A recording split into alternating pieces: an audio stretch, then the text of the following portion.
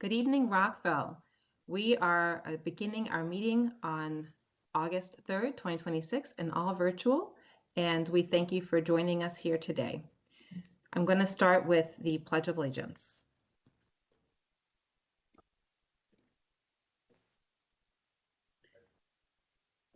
I pledge allegiance to the flag of the United States of America and to the republic for which it stands, one nation, under God, indivisible, with liberty and justice for all.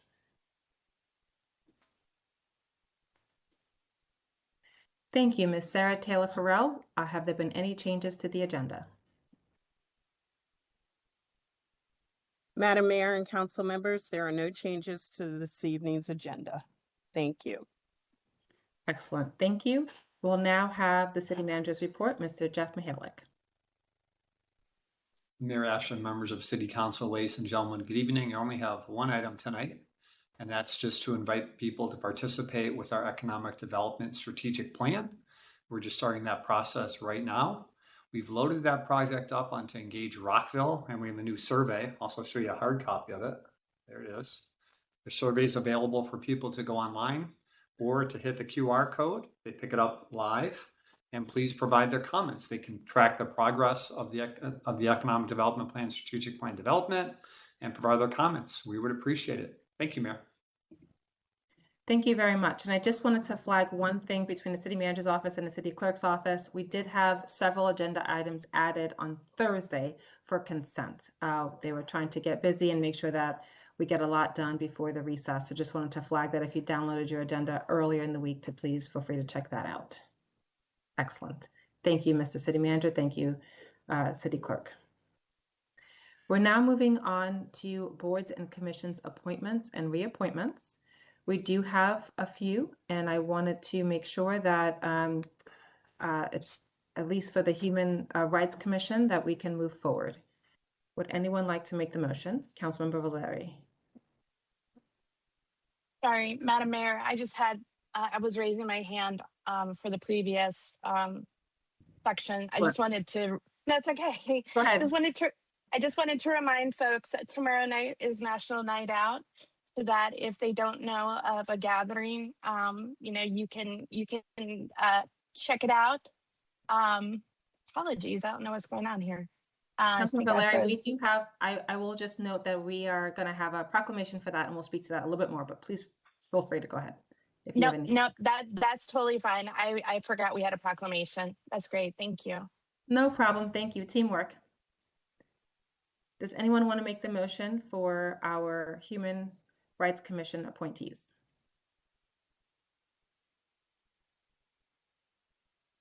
Madam Mayor, I'm happy to do that as well, if that's helpful.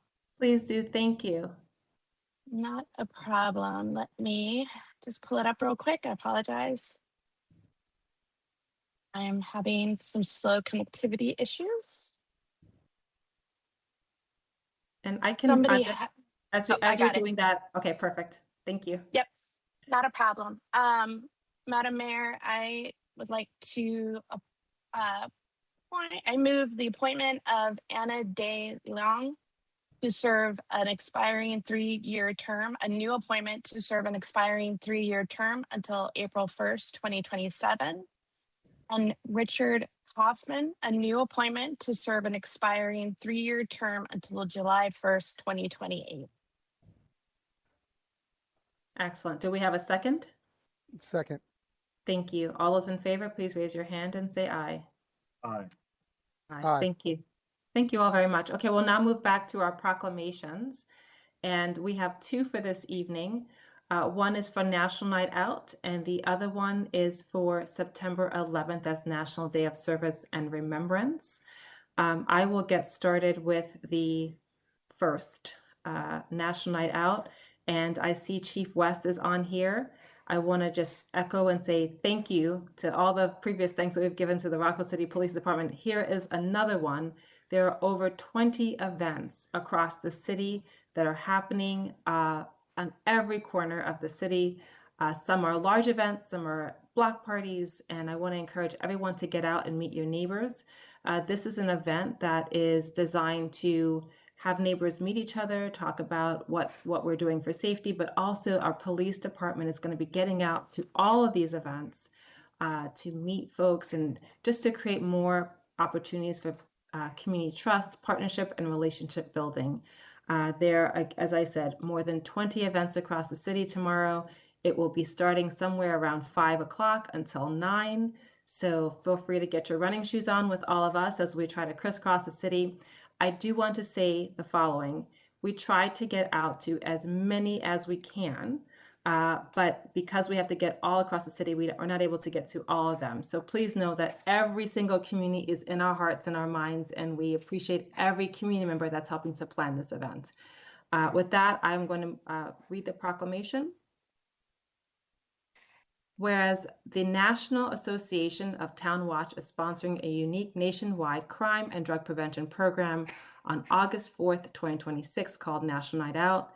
And whereas the 43rd Annual National Night Out provides an opportunity for Rockville residents to join with thousands of other communities across the country to promote cooperative police community crime and drug prevention efforts. The City of Rockville will be celebrating National Night Out 2026, and all residents of Rockville must be aware of the importance of crime prevention programs and the impact that their participation has on reducing crime and drug abuse in the community.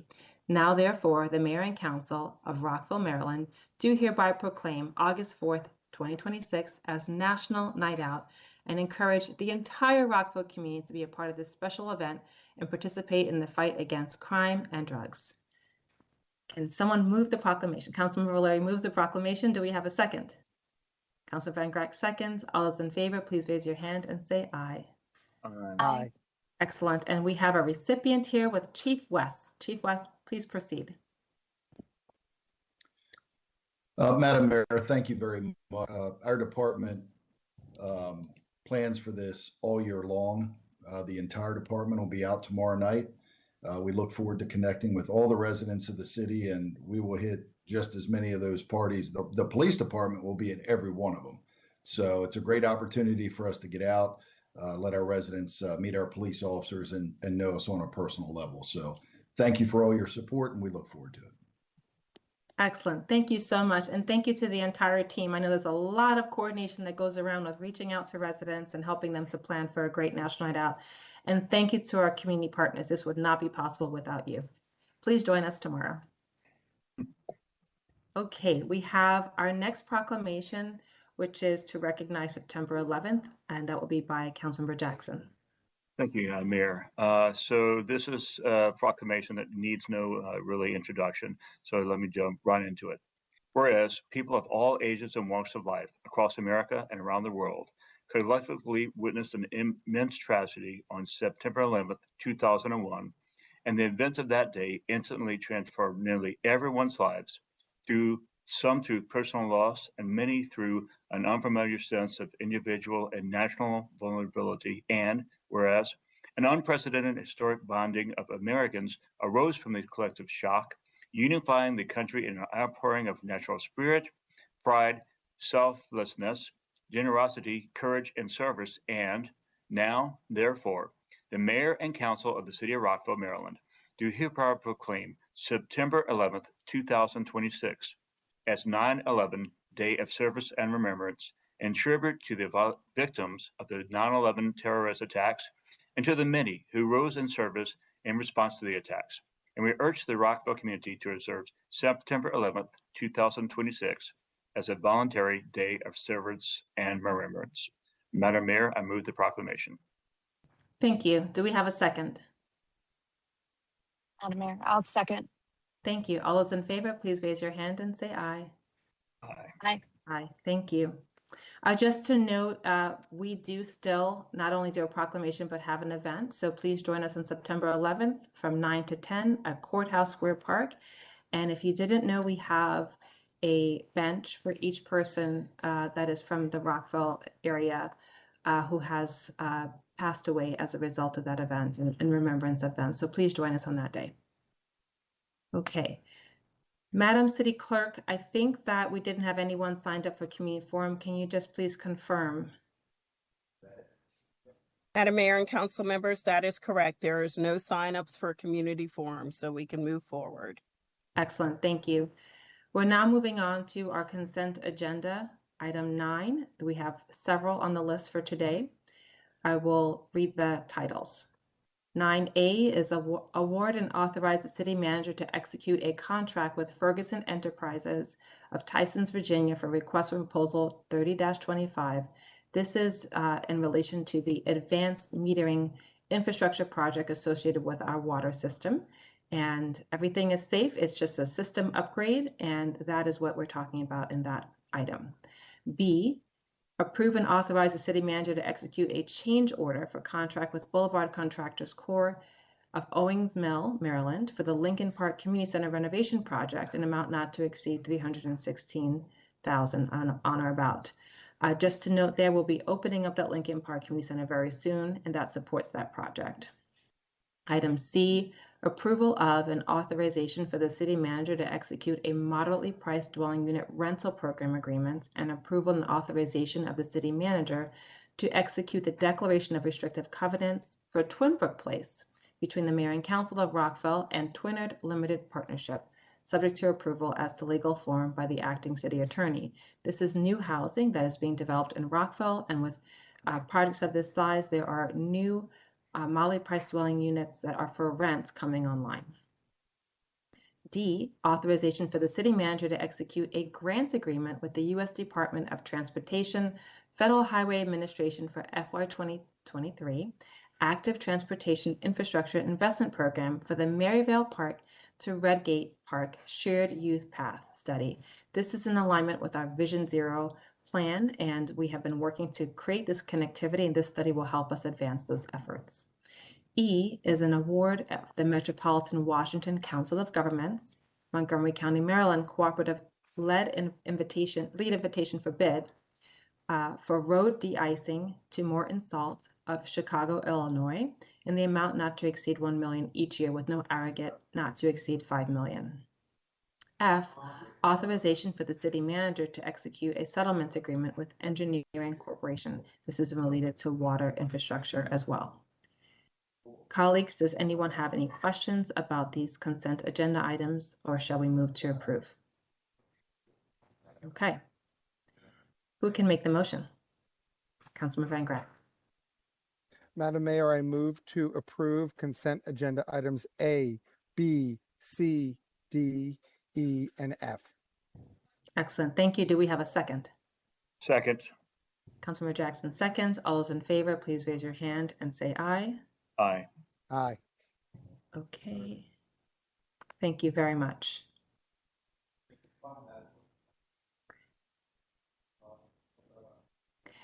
We will now move on to our work session, a work session for grants to nonprofits. I would like to welcome Nick Shushka. She is the Collective Impact Manager in the Department of Housing and Community Development, as well as Sarah Mazel, Program and Grant Specialist from the Housing and Community Development Department. And we also have a panelist, Ryan Trout, who will be supporting. He is the Director of Housing and Community Development. Welcome. We look forward to your presentation. Good evening, everyone. Thank you for having Sarah and myself, Nick Sushka, tonight. We are looking forward to our grants work session about our city's grants to nonprofits. As you said, my name is Nick Sushka. I am our Collective Impact Manager here in the city of Rockville. I work in the Department of Housing and Community Development, where I support the city's grants to nonprofits, as well as partnership work, such as our Bank on Rockville Coalition and our Rockville Goes Purple efforts. I'm joined this evening by my colleague, Sarah Mazel, who will introduce herself. Good evening. My name is Sarah Mazel. I am the Programs and Grants Specialist under the Department of Housing and Community Development. And I'm very excited to share what Nick and I have been working on today. So for our presentation this evening, we will be requesting feedback on a few items. We'll provide background and a little bit of overview of the grants programs in question, as well as program design changes, review next steps if those design changes are adopted, and then have time to hear the requested feedback from Mayor and Council this evening. We have 3 questions this evening that we're requesting feedback on. Should the city adopt 5 proposed impact focus areas to guide future grant funding decisions? Should 1 or 2 of these impact focus areas be prioritized in fiscal year 28? And should the city provide a streamlined renewal pathway for high-performing programs? So some background about our grants programs to nonprofit organizations. We've provided grants through 2 primary programs, our human services grants and community organization grants. These were reorganized into a single community services and enrichment grant managed by DHCD in fiscal year 25. And the city's community empowerment matching grants were also moved under DHCD in FY 26. There have been several benefits of this reorganization, including stronger nonprofit partnerships, as we've worked to not only connect nonprofits that receive grants more to city departments and provide greater support from a single grant management team, but also to one another through efforts like our community partner cafes and our nonprofit symposium. That's also allowed us to connect nonprofits to more resources across the region, like Nonprofit Montgomery and the Maryland Nonprofit Navigator.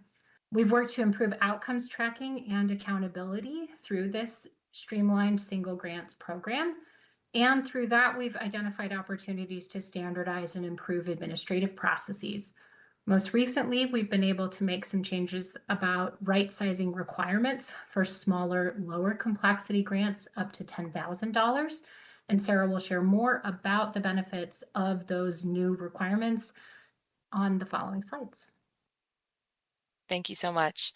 Right. So like Nick was saying, we have already begun a little bit of this process transitioning into this model for the lower complexity grants that are $10,000 or under. So we already have a model like this in place with the Community Empowerment Matching Grant, which will now be the Community Empowerment Mini Grants.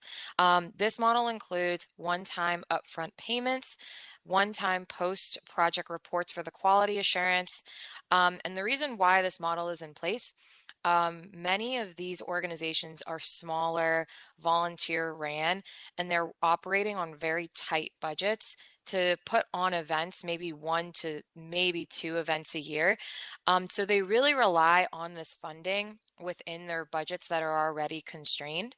And to right size this model, we do require a quality assurance, but it would be a post-project report on the metrics that they would submit in the grants process, in the application process. So for FY27, the Community Empowerment Matching Grant would be administered by June 2027.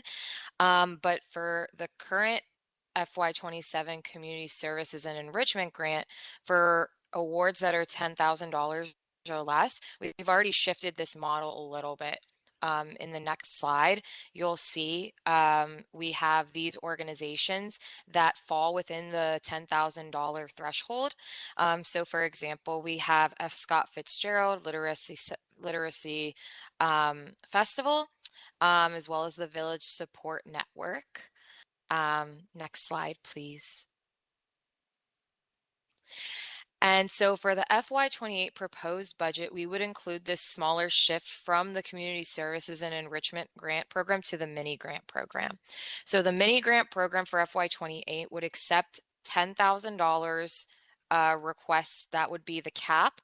And we anticipate about 15 to 10 applicants for that grant program. The application would open in March of 2027 and close in April. And in that time, we would also convene the panel to review those applications. So then by May, we would have a selection and recommendations to the city manager's office. And then by June 2027, we would have the approval via consent agenda item. So with that, I will pass it back over to Nick. Thank you, Sarah. This is, as Sarah and I noted, a process that we've been able to begin to implement in the current grant year, benefiting some of those grantees who've already received awards. As we've been preparing their grant agreements, we've been notifying them about this shift, letting them know that they'll be able to request that full grant award up front. That has, as Sarah said, been welcome news for some of these organizations, particularly those volunteer-run organizations.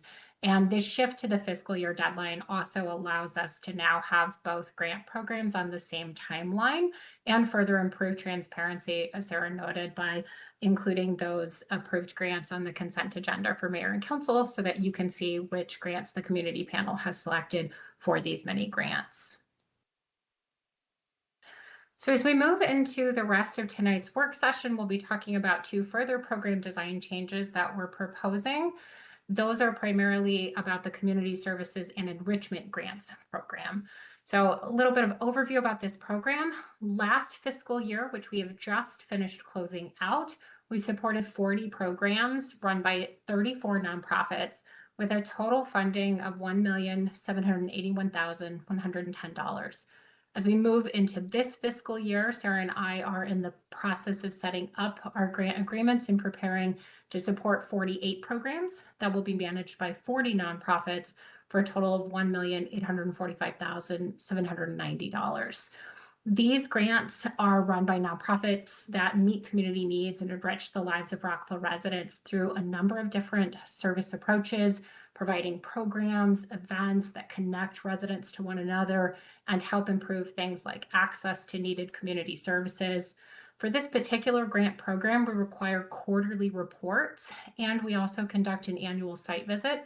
This helps us to measure how each grant is achieving its outcomes, which are identified by the grantees in their application.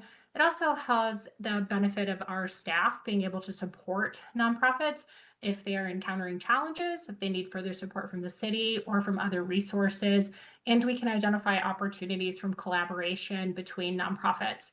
As I noted, last year, we were able to resume the opportunity to regularly convene nonprofit partners, both that have grants and that partner with the city in other ways, through our community partner cafes and our annual nonprofit symposium. And Sarah and I provide ongoing staff support throughout the year, providing those connections for nonprofits to resources and helping to raise more awareness for Rockville residents of the opportunity to benefit from these services, attend nonprofit events, and participate in the programs that they lead. We have continued to identify further opportunities to strengthen this program. As I mentioned, we've seen benefits of the reorganization so far, but we believe there are still opportunities to streamline requirements, improve the evaluation process, increase alignment with the hoped for outcomes of this grant program, and importantly, invest in more long-term outcomes. Even though this grant program is a single year of funding, we know that many of our nonprofit organizations apply for funds year to year, and they're doing that with the understanding that many of our community goals and community needs are going to take more than a year to support or implement. If you're running a youth development program, you're working with elementary school students through high school, you have multi-year goals, of course. And so we've identified some opportunities for the city to further support long-term outcomes that we know that many of our partners are also aiming for. The program design changes that we'll discuss this evening have been formed by many different sources, the primary of them being the City of Rockville's 5 guiding principles. In addition, we looked at the recently completed Rockville Human Services Needs Assessment, which provided opportunities for community members, nonprofit organizations, and members of our Human Services Advisory Commission to help us understand the evolving needs of Rockville residents. We've received feedback from multiple grantees who have continued to provide feedback to us, both directly as city staff and to mayor and council. As we noted, we complete annual site visits with our grantees, and we've had many other opportunities to look beyond the city as well as we consider grant-making best practices and the evidence-based practices that are outlined in frameworks like the Upward Mobility Framework and the Economic Mobility Catalog. Our first recommendation for this evening is to adopt impact focus areas. This is arising from a few different needs. One need that we see is for well-defined criteria to help our community panel evaluate the many worthy projects that we receive requests for. As I noted, in the year that we are headed into, we'll be funding about $1.8 million in grants for 48 projects, but our community panel received requests for $2.8 million in projects. So we expect those applications to continue to greatly exceed available funding. We think that we will be best able to support organizations in prioritizing applications when they know what those grants are going to be evaluated against. And we want to make sure that our community panel has clear criteria that they can use to help them recommend among many worthy projects. Under this framework, proposals that are most aligned with the impact focus areas would be competitive for the highest ratings, but importantly, we wanted to maintain flexibility for proposals beyond the focus areas as well. And so we've proposed to continue to prioritize our service areas. As you can see on the bottom of this slide, the city has, going into this grant year, 9 service areas, including adult education, arts and culture, housing services, senior services.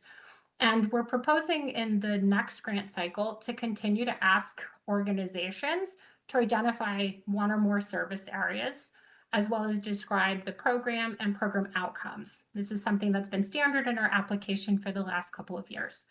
What we would like to add are 5 recommended impact focus areas that are more outcomes focused and will help us to establish clear criteria for the community panel to evaluate how well a proposed project aligns with a hoped for outcome. These 5 impact focus areas are housing stability, economic mobility, youth and family success, service access and navigation, and community enrichment and belonging. These 5 impact focus areas, if adopted, would allow us to incorporate them into the application and evaluation, and would allow organizations to identify how their services would align with 1 or more of those impact focus areas.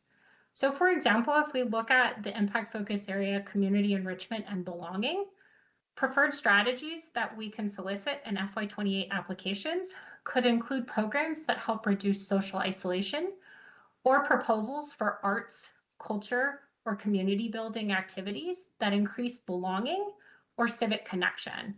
And an organization that's proposing a program could identify that they'll provide an arts and cultural program that supports community enrichment, and they could include how they would measure how well their programs are increasing belonging. Or for example, an organization that's providing food distribution services might select youth and family success if the primary outcome of their program is meant to support youth in schools and reduce hunger in families. So it will really be up to the organizations to identify how they measure the outcomes of their programs and how those would align with 1 or more of our 5 impact focus areas. Again, I want to emphasize that we would continue to ask organizations to identify a service area that aligns with our current service areas. We would also continue, as we currently do, to ask and assess how proposals support our city's JEDI priorities. We've just recently adopted a strategic plan for JEDI at the city, and this is a great opportunity for us to align those applications with the JEDI priorities.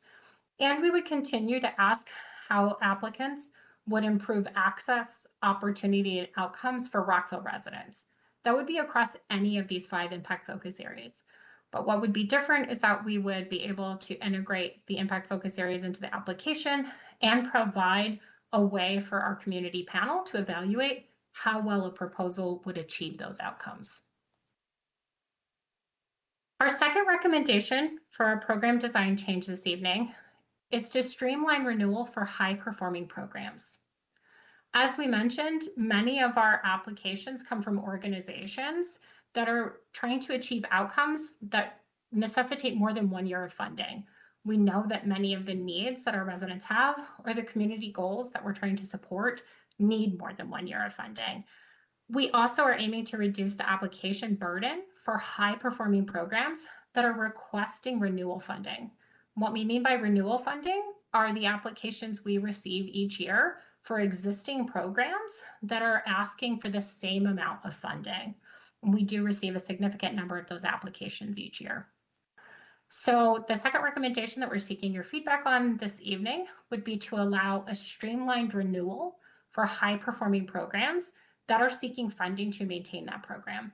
we would recommend that we allow those high-performing programs up to 2 years of renewals. We could include a modest cost of service adjustment subject to available funding in the city budget.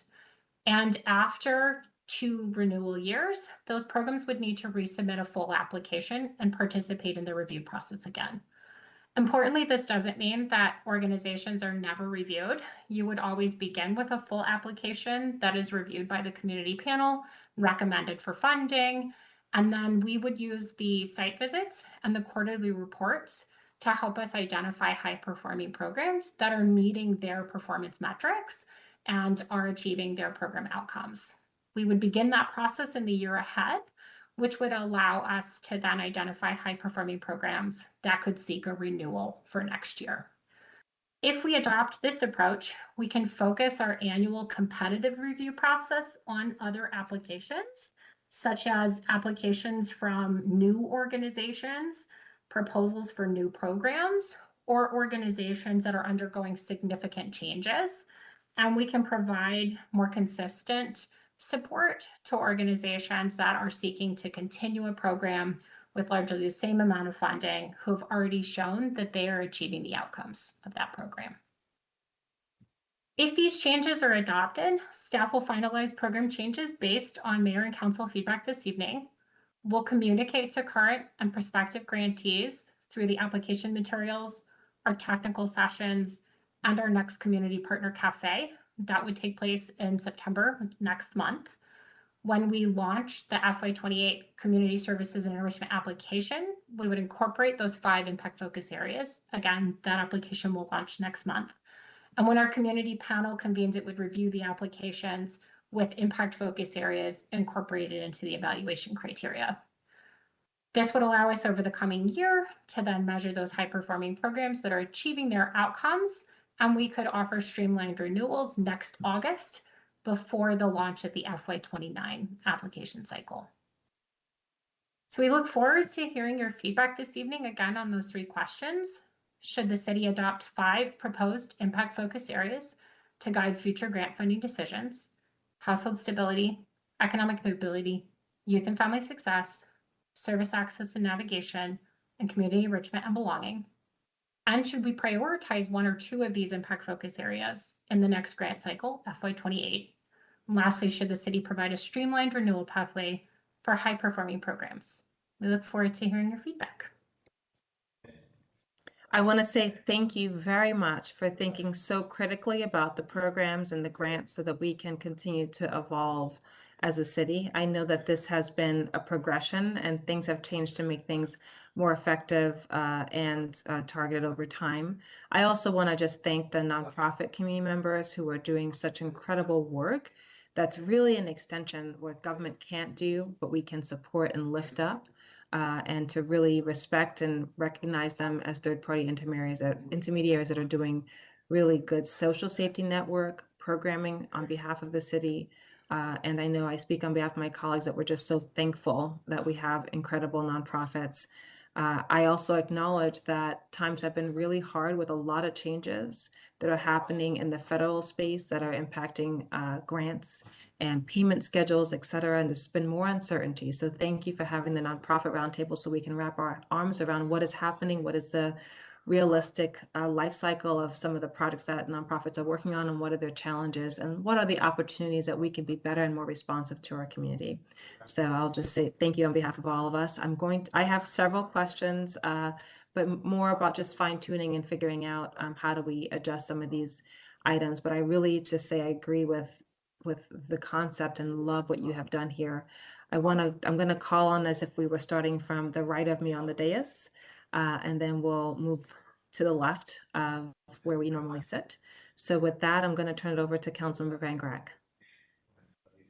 Thank you, Mayor, and thank you guys for putting this together. I know a lot of us have talked significantly over the past number of years about trying to make this entire process more smooth for the nonprofits to understand, more streamlined, and better understanding and focused. So this is exactly what I think we want to see, and I think what the nonprofits and the community want to see. With regard to the feedback, first, and I think your number 3 is really critical. A streamlined renewal pathway for high performing programs. We've heard it continually from the nonprofits that sometimes going through the process, I mean, I've heard from nonprofits where the person who was in charge of it missed the packet, and all of a sudden they're behind the 8 ball and things get off track. So providing a streamlined renewal pathway, I think, is critical and exactly the right way of thinking about this. With regard to kind of your first 2 questions, I want to understand a little bit about essentially what we're doing here, because I know we've got some significant nonprofit partners that we work with. Are we just talking about those who are regularly have been under $10,000? Because we've got some significant partners I know who have been above $10,000, who are significant partners that do amazing things. I know there's Community Reach. I know there's the Rockville Volunteer Fire Department. I know there's, sister cities. Are we talking about some of these large partners as well? Or are we solely talking about some of these larger grants, or a combination of both? Yeah, thank you for that question.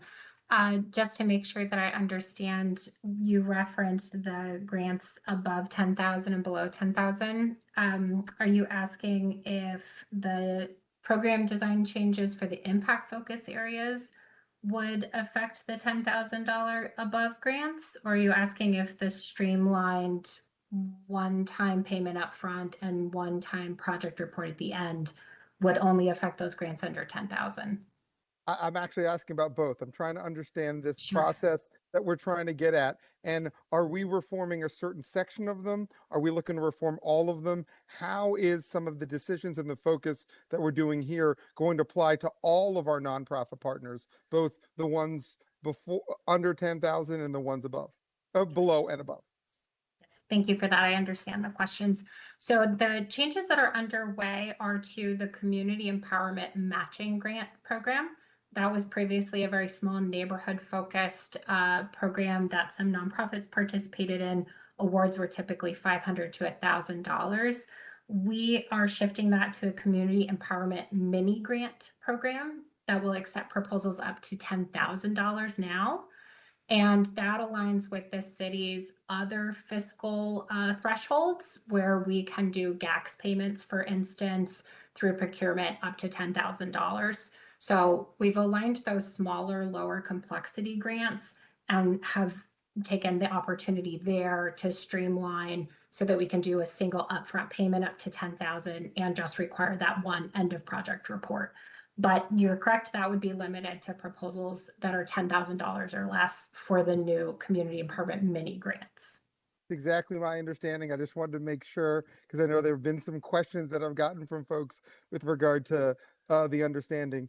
Here's another question I had. You might have recall, we've had a number of conversations from the dais with regard to grants and proposals with regard to projects that either the city might be able to provide it, or there's other avenues. I know one of the examples, I know Madam Mayor's talked about it, I've talked about it, deals with some of the legal services that I know that there are other avenues out there with regard to in absence of our funding. Has there been some discussion with regard to guiding our future grant funding decisions with regard to what other opportunities are out there when choosing which grants we're going to go forward with the limited funds that we have?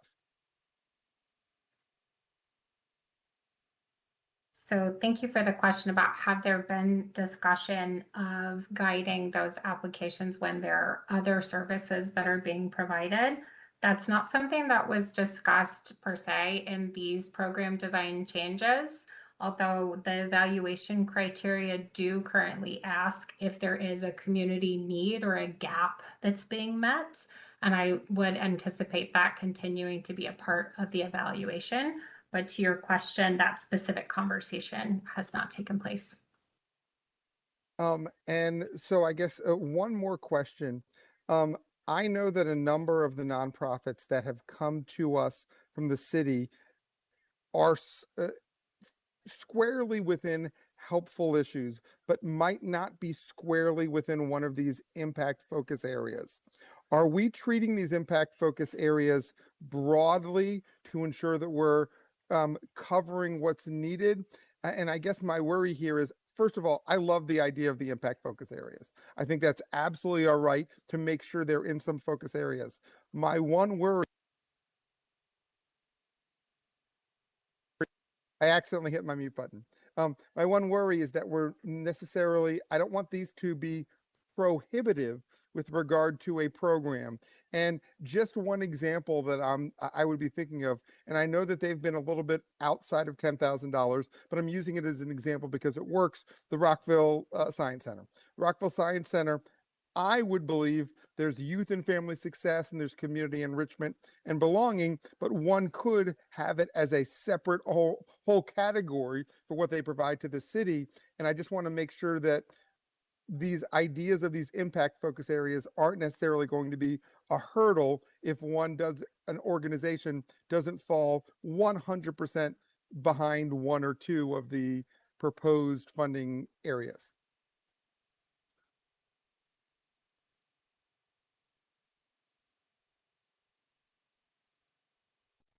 Nick, you want me to take that one? Sure, go ahead, Jeff. Okay, thanks. Councilmember Van Grack, I want to move back. I'm going to break a rule that I always say to the team about going back to a question that's been asked and answered. But you and a couple other members of council have talked to me about services that people have requested for a grant, such as legal services that can be provided through other means. We have talked about that a little bit. We are going to make sure that when people are applying for grants this year, we're going to make sure that, one, they're trying to hit these 5 impact areas, but secondarily, if we know there's another entity that provides funding, like for legal services, we're going to try to steer them there, because what that's going to do is it's going to provide funding for some other program. So I heard that loud and clear from council, and I'll talk to the team about that.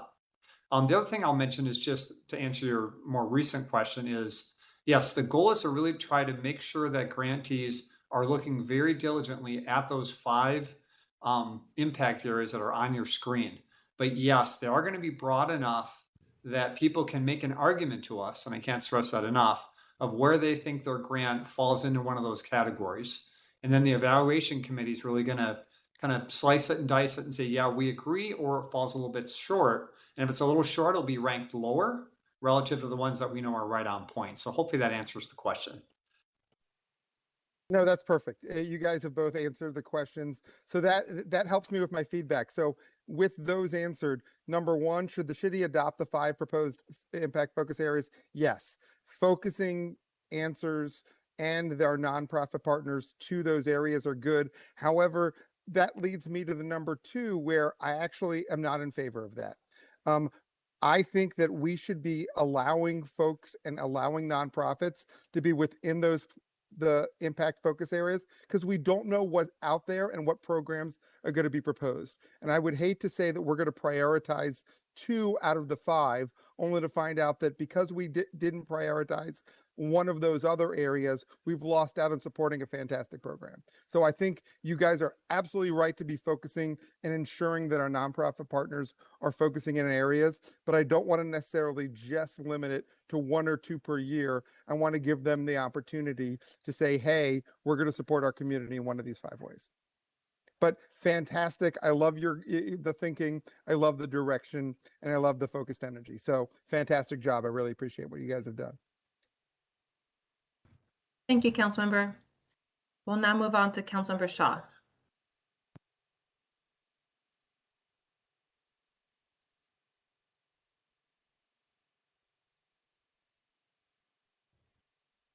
Can you hear me? We can hear you. Thank you. I also want to echo there's a echo. Can you come back to me? I think there's some tech issue. No problem. I'll come back to you after Councilmember Jackson. All right, thank you, Mayor. So first of all, let me say excellent presentation and excellent work. I've been talking about this with the city manager and with my colleagues for a long time. And, you know, the subject of nonprofits and working with the city is something that's near and dear to, I think, all of our hearts. And we've really done or you guys, sorry, not we, you have really done a stellar job in doing outreach to nonprofits, holding seminars, and the recent meeting that was held, the second summit or whatever it was. I'll call it a summit, but the second one was great, and then the nonprofit cafes continuing that mold. And I know that I've been talking about having priorities for the grants that we give. Sorry, the cat and dog are fighting, so ignore that background noise. But I've been talking about having these priorities, and I think this is right in the right direction. So number one, I say yes. Number two, I'm a little bit with Councilmember Van Grack on the answer there. Not really for any other reason other than I think it's probably too soon to drill down into these areas and which one should be funded. I think we need some more data to look at that and then prioritize the areas. So I think we need another year or two to actually prioritize the focus areas. I also had a little question, and this is for Nick or maybe the city manager, but are we taking care that we, in an attempt to put parameters in place and make it easier for grantees to understand what we're asking for, are we in fact making it harder, and will there be assistance for them to navigate this new process? I appreciate that question very much. Thank you. Yes, we definitely want to make sure that not only do we provide that assistance through the application instructions and our technical sessions, which will provide over a number of different options and days, as well as recorded so they can be accessed after the technical sessions. But we want to provide that support, especially to anyone who might be returning and encountering a different process. Also, the materials that Sarah has prepared, I think, do a really good job of showing how the application as it is currently designed, where the nonprofits are identifying a service area, really connects to the impact focus areas. So we're trying to do our due diligence to show that this isn't a completely new requirement. It's asking them to make that connection between their current program, their current services, and the outcomes that they're proposing so that we can see how it maps to one of these 5 impact areas. So we hope that it will be both a very straightforward change, and we're planning for how to support the organizations as they navigate the new application. All right, no, that's perfect. Thank you. So the question on number 3, what, and I maybe you addressed it in your presentation, but I just want to go back to it for a second. It's what is a high performing grant or program? Yeah, thank you for that question. So we currently have our quarterly reports that our nonprofits provide. They show us in those quarterly reports if they're on track to reach their program metrics. These are metrics that they propose in their application when the city awards them a grant. If it's, for instance, less than the amount requested, they have an opportunity to adjust those metrics, but they tell us what they will be tracking this year. And each quarter they tell us if they're on track to reach those metrics. We also have some qualitative questions where they can provide a narrative of what's going well, what are some challenges they've encountered, and if they need any assistance or support. So we do that through each of the quarterly reports. And during the site visits, we actually have a virtual or in-person site visit where we dive deeper into those program outcomes and if they're on track or if they're not, and what they're doing to adjust so that they can meet the goals of their grant and they can serve Rockville residents in the way that they said they would. So we've currently already been doing that. What we haven't done in the past is assigned a way of telling the organizations if they're meeting those metrics, and then letting them know overall how they've done. It's been more of a, yes, thank you for your report. It meets the goals. Thank you for the site visit. It meets the requirements. What we would do in the year ahead is create a threshold so that we could tell nonprofit organizations, for example, if you're reaching 80% or more of your metrics and you're in compliance with the grant requirements, then you can qualify as a high performing program. So we look to use the current process that's in place and just establish more of a feedback to the nonprofit throughout the year so they know where they're at, and then have that actually be a concrete way to provide a streamlined renewal.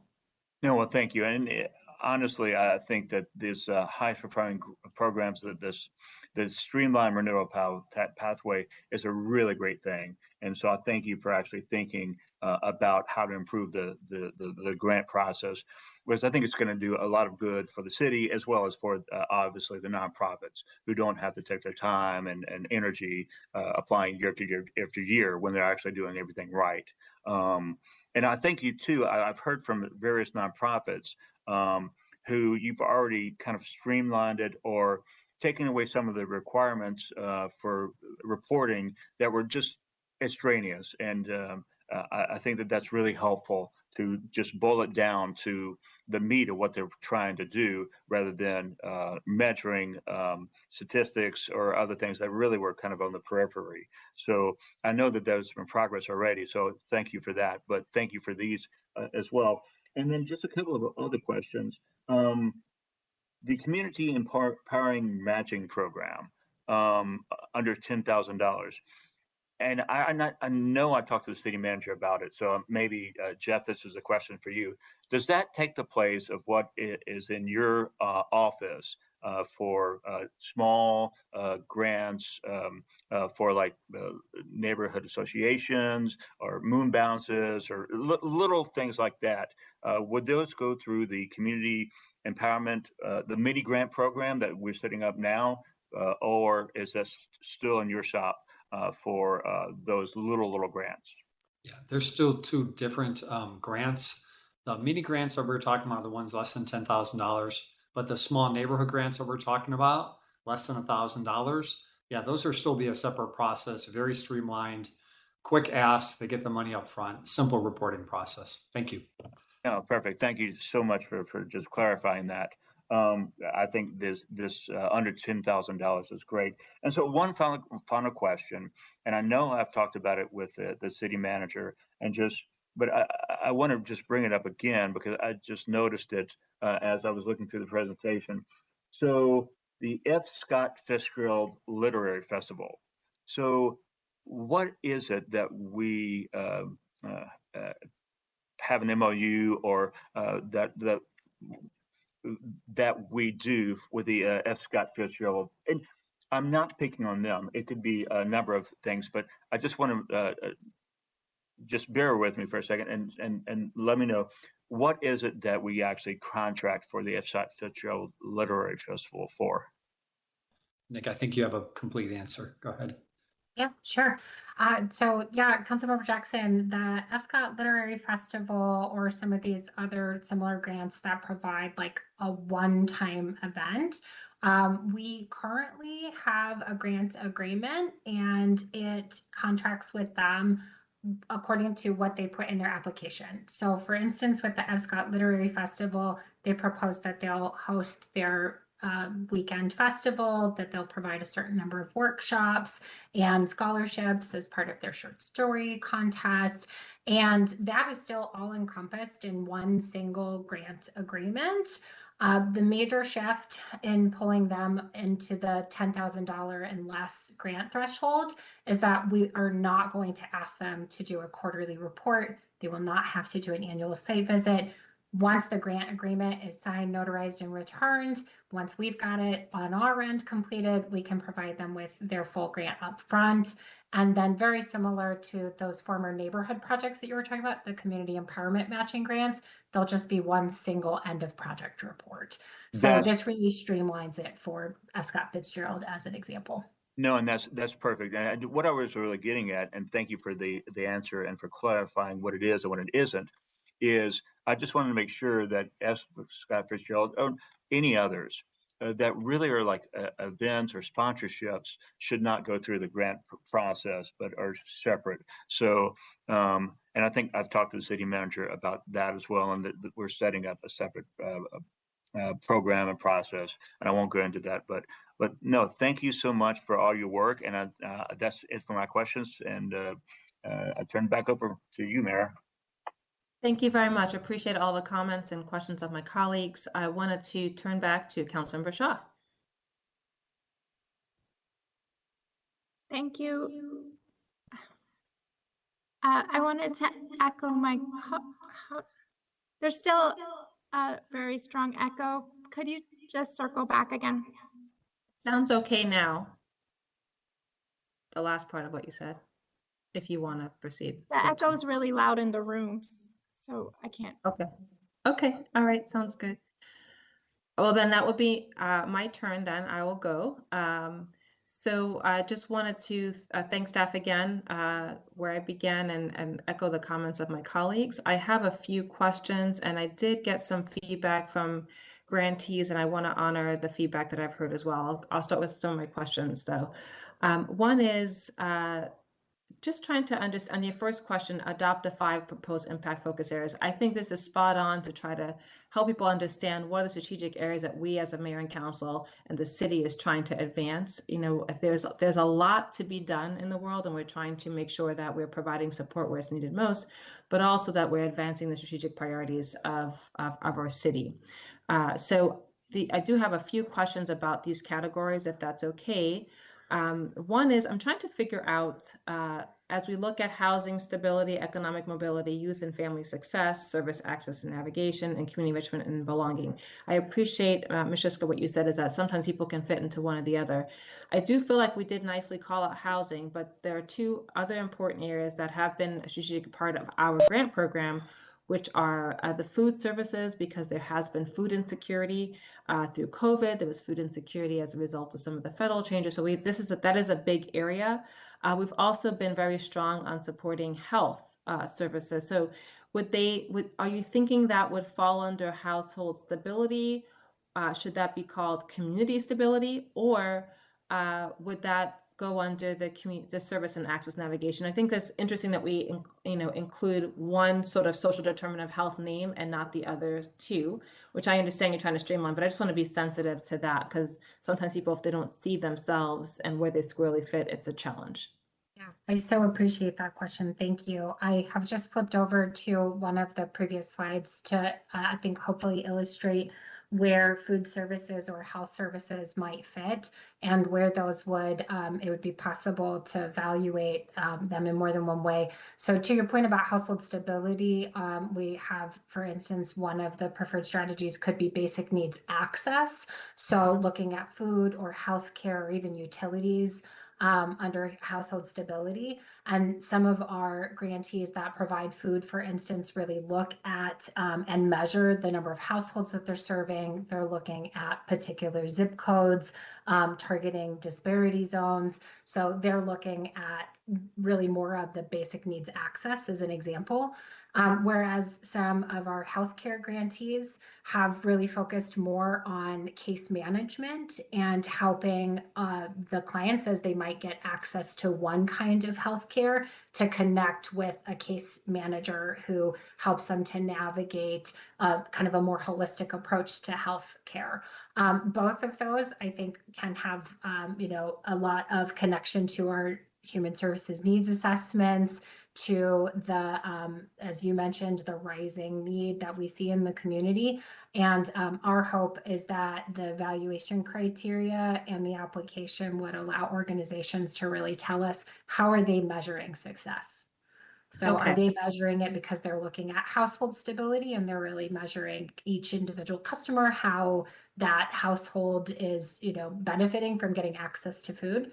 Or maybe they're measuring more the effect of like a healthcare fair and how they're helping connect clients to more services as they're continuing to engage with the same client. And I hope that maybe that example would illustrate where we see them still fitting into this framework. Yeah, because I did hear it's shorthand from household stability to housing stability, and I could see that happening. But if you look under here, because as I was reading it, I thought healthcare was included in that, but then I heard housing stability. So I'm wondering, should the name be community stability, or are we really, calling out one area of the social determinants of health that you're trying to support for stability? So that did give me pause, because I did hear that shorthand used, and maybe it is broader so that food and healthcare does stand out a bit more. That's just one of the areas that I wanted to flag, because I did hear that focus narrow down a little bit in some of the commentary. The other thing I wanted to ask about is, are these areas used for criteria? So for example, I heard from a grantee that said, well, do I have to hit X number of these focus areas to be able to make my application stronger? I don't think that's what's intended. You're allowing people to pick one. They may have an overlap, but that's not like going to be a challenge for them. For example, if the Science Center is really focusing on community enrichment and belonging, they're not going to be dinged necessarily because they're not doing economic mobility, for example, which it might. But I just wanted to get that clarity for nonprofits who may be watching. Yes, that's correct. In the evaluation criteria, it would not give more points for achieving more impact focus areas. It would measure how well it aligns with one or more. Okay, thank you. And what is your thought on the naming for household stability? I think what you mean is the whole family, food secure, housing secure. Should that be community stability? Or do you really mean to say housing stability? Because I think there's housing stability in community stability, but I just want to make sure that we're not inadvertently turning people away from that category because they don't see themselves fitting in that.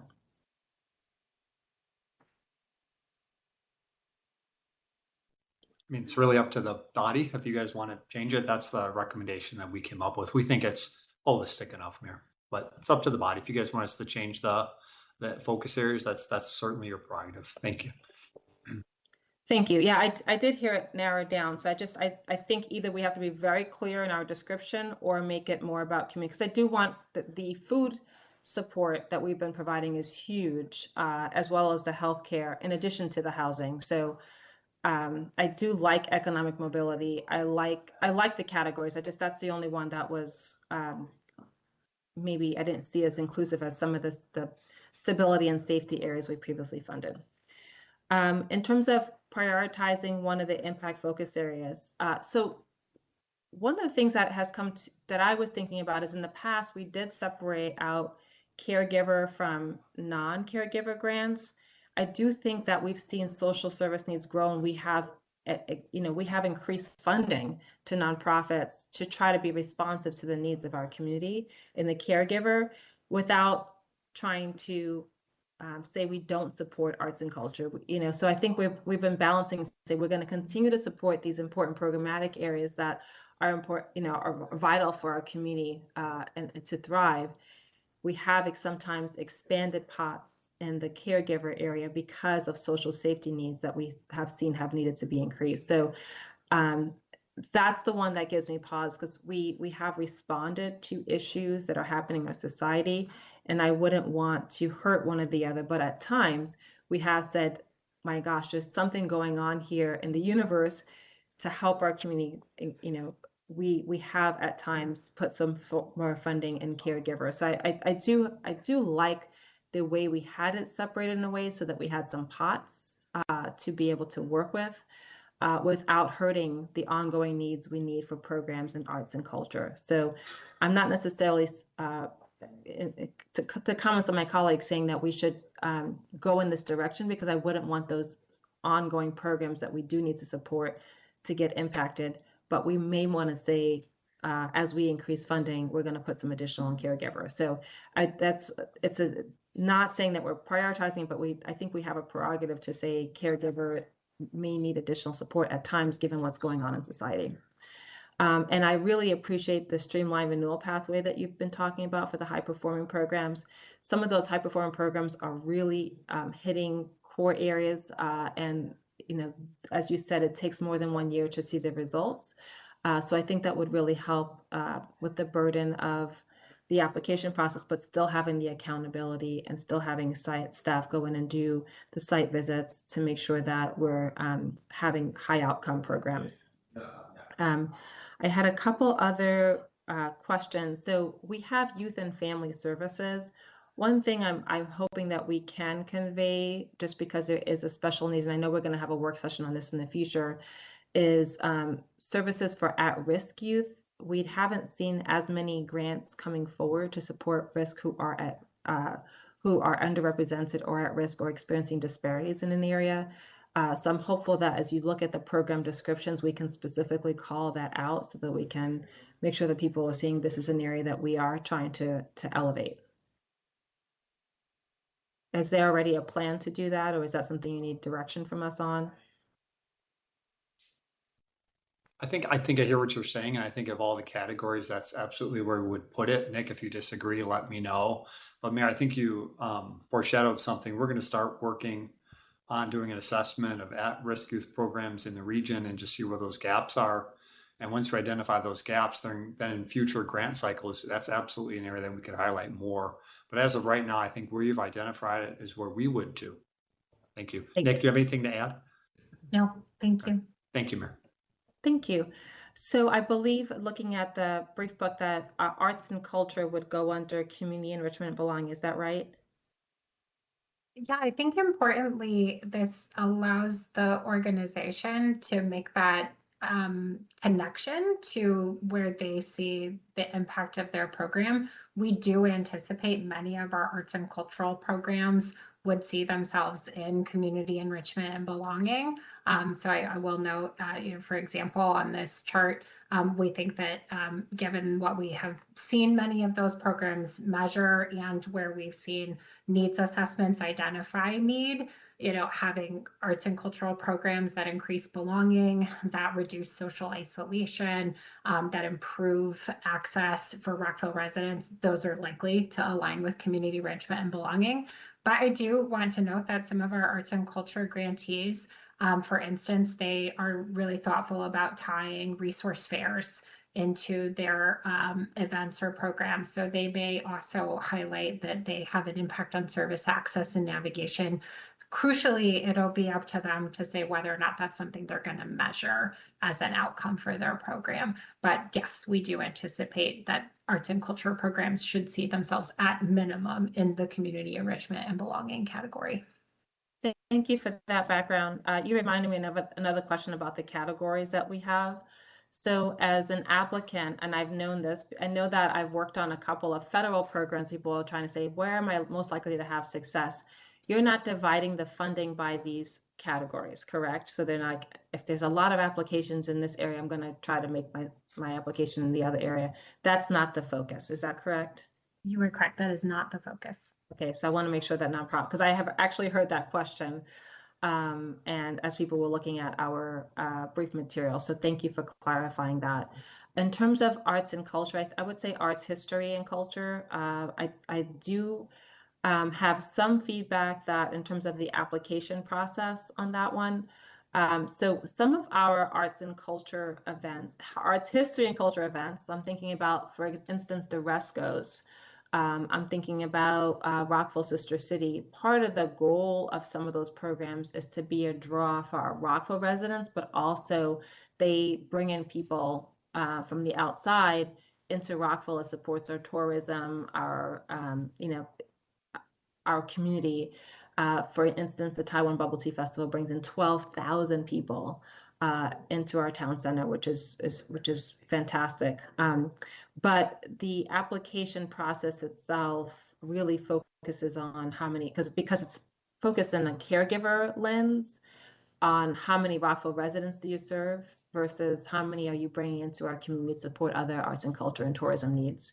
So I was just curious about if you're thinking also about the application and how you collect data, because I do want to know, and I think my colleagues would be interested in how many Rockville residents you are serving for sure, but also that bigger number is important for some of those events that are designed to be draws. The F. Scott Fitzgerald Literary Festival is another one of those. Yeah, I really appreciate this question. It's one of the things that Sarah and I have done a lot of thinking about in terms of how to really measure the community enrichment impact of those programs. So our hope is in some of the application materials, we've provided some examples of logic models that show the impact of these kinds of festivals, these kinds of events. And our hope would be that organizations that are seeking funding, where they may already be telling us in the application that they're reaching this many people at the festival, that they would also identify an outcome. For instance, as one of their major impacts might be tourism, or it might be connecting with businesses in the vicinity of the event. Or it might be welcoming organizations to come to that festival. And those are things, importantly, that can be in the application, and they can measure those. They can submit that as a sign of program success that can be evaluated by the community panels. So our hope is that there'll be more opportunities for them to identify what the impact is of those kind of programs and to include it in the application. I saw Sarah is going to chime in. The only thing I wanted to say too is that our current application and our reporting has a space for nonprofits that receive grants to tell us how many people overall they're reaching as well. Excellent. So it is true that we ask them to tell us how many Rockville residents they're reaching, but it's another metric that they provide of how many people they're reaching overall. Sarah, Excellent. please. Yeah. Thank you, Nick. Yeah, I just wanted to reiterate and echo what Nick was saying, but I think throughout all of the work that Nick and I were like thinking about in this grant restructuring, something that we really pride ourselves in with working with all the nonprofits that are incoming, especially with the metrics piece, is the importance of just like data telling stories, not just for the city of Rockville, but to in an effort to help these organizations seek funding outside of the city as well. And how important it is for an organization to have metrics for their organization, period, to have logic models for their programs, and how that can really be a trajectory into a whole other opportunity of funding opportunities. So I just wanted to echo that piece. Thank you. And the total number of participants would be both in the application, anticipated, both in the application and both in, and reporting, correct? That's correct. Okay, excellent. Thank you for clarifying that. The other thing I was looking at our current grants on about, I was looking at some of the services we were funding, and disability service has been a part of that. I know they would be able to pick the category. I just wanted to note that as we're looking at at-risk youth and immigrant communities, that somewhere on our page they can see that we're continuing to support disability services as one of the sub areas of support. I know that Rockville has continued to grow to be seen as a place where people with differing abilities can grow and thrive here. And I just didn't want to signal that we're backing away from that. We're actually leaning in and doing more. And I also want to thank you for raising the importance of helping people understand that we do have a JEDI strategic plan, and we're asking people to help align services with that to meet those needs. I had a couple other comments now, shifting to the from people I've gotten feedback from. The fire safety, the public safety work that we've been doing with the fire department, do you see that would fit in one of these categories? Would that be, I just want to make sure that we're not losing anybody in what we've put together here. Yeah, thank you for that question. I want to answer both that question and also echo something that was said earlier. So one is that even if we do adopt these 5 proposed impact focus areas, the evaluation criteria will continue to measure more than just alignment with these 5. So part of the hope with these impact focus areas is that it will help those applications to be most competitive, but it would not exclude any application that did not align. As long as the application is eligible to be reviewed, there'll be other criteria that we have included in our evaluation, and we do believe that it will be possible for other applications to qualify for funding and for the community panel to identify grants that might not align with one of these 5. So we wanted to make sure there was still room in the evaluation for it to be flexible enough to go beyond these 5. Specifically to the question of public safety, of fire safety, we definitely see service access as being one of the ways that they could identify, and demonstrate a need there. Also, many of our public safety applicants, I think, do look at family success and household stability, but we think service access would still encompass those most clearly. Okay, and how would the grant committee, these are one of the ones that I think the mayor and council have said we're trying to stay within this range so that we don't necessarily drop support to some. So there are some that are, standard grants, and there are other ones that are sort of ongoing programmatic areas that we're trying to support as a city. For example, we give the fire department a donation for water. We're not going to backtrack on that, but the committee may not know that. So how is that being communicated to the review committee?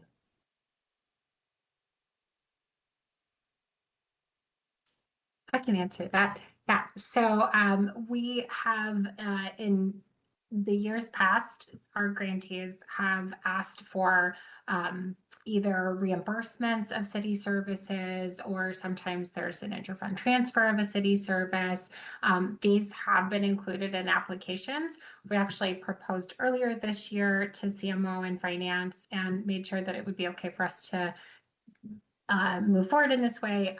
We want to take those requests for city service funding and have actually a specific community panel that understands a little bit more what those needs are, what those processes are, to evaluate those. So we would actually pull those specific requests out of this evaluation framework and look at them more from sort of are they eligible or not criteria. So they would still have to apply through the application process, and we would still have a panel to review those applications. But to your point, because they are a bit of outliers and we do need to have a different kind of criteria to evaluate them, we've specifically pulled them out and are planning to have a more tailored panel evaluate those requests.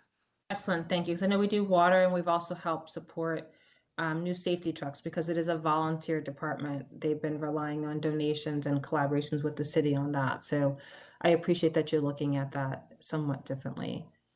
Okay, and then the other thing related to the I think the returning grants the high impact grants would cover some of the feedback that I've shared via the city manager on the application process, because that would streamline it and it would help them on being able to move forward, but also making sure there's accountability. On the reporting side, I was hearing that there's quarterly reports plus 6-month reports. And those are just some of the feedback we're getting. I know that I trust that the team is going to make sure that city dollars are being used wisely. But is there any other feedback like that, or things that you might be streamlining to address some of the feedback we've received? Yeah, we do definitely plan to continue to listen to organizations as they give us suggestions and feedback on how we can streamline. Importantly, we're also looking at the city's other processes. We collaborate with finance and procurement on payments. So some of the processes are from outside of our department that we align with. In particular with reporting, that one might be worth us following up with any organization that you've heard that from. We would want to just clarify for them that the 6-month report is the Q2 report. So there's just four quarterly reports that they participate in. But I hope that answers the question. It does, thank you. And then it notes that another piece of feedback, the grant agreements require that they submit the final quarter report on June 30th, but they have to expend the grant through June 30th. So they feel like the deadline is challenging since only the end of a quarter and they don't have all the expenses and receipts tallied yet. I'm assuming that there's a way that you've addressed this with other grantees, but just wanted to share that as well. Sorry, was there a question there that you? Right, so if we're telling them they have to submit the final quarter report on June 30th, which is the end of that cycle and they don't have receipts yet, is there a way that they can comply? They feel like that deadline can be challenging. I don't know if we're making any changes to that process as you're streamlining. Yeah, thank you for that question. So the end of year financial deadlines actually come to us from the city. This year, for instance, the deadline to reimburse organizations is August 5th. The end of year reports were actually due July 7th. We make sure that we don't have the report due at the very end of the grant period.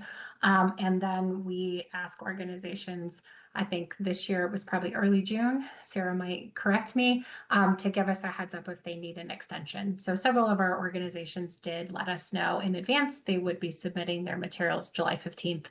But we are a bit constrained by just the city's kind of reimbursement deadlines. But hopefully that organization that might have thought that they had to have everything turned in by June 30th, hopefully they worked with us to have it in by July 15th.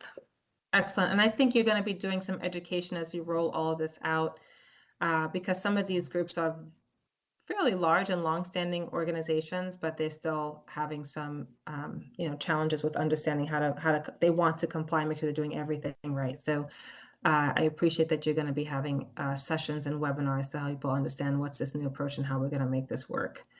And I will also say, I won't belabor this, but I have heard that the payment process changed in the past few years, which I know did not come out of DHCD, but I've been hearing that some feedback on that, especially given some of the nonprofits who have not received timely funding related to food insecurity, health services, and housing in particular have been challenging for them. And I know you've worked with organizations, so I'll just say if you're a nonprofit listening, please feel free to reach out to your, your program manager for help if needed. Okay. Thank you so much for this. I think I've answered these questions, but if once we're done going through the line, if you have any additional questions for me in terms of the feedback I provided, I'd be open to it. I'm going to now move to Councilmember Valeri. Or to Councilmember Shaw. I think she may need more time. Are you ready, Councilmember Shaw? Okay, perfect. Thank you to IT for doing that. And also, I just want to echo my colleagues and thank you for this presentation. This is a very thoughtful redesign, and I appreciate all the work that has gone into this.